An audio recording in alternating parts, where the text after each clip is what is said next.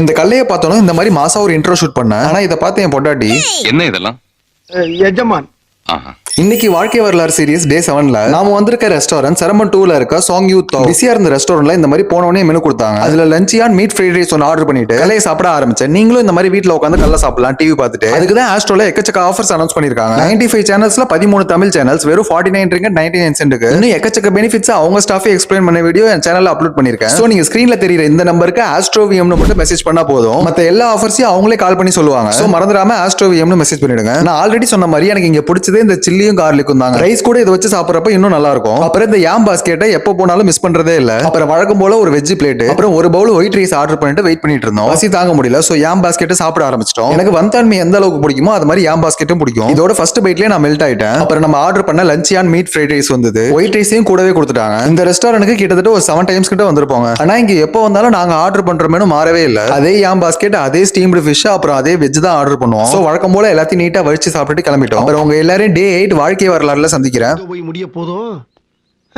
வரண்டா சின்னசாமி. சரிடா.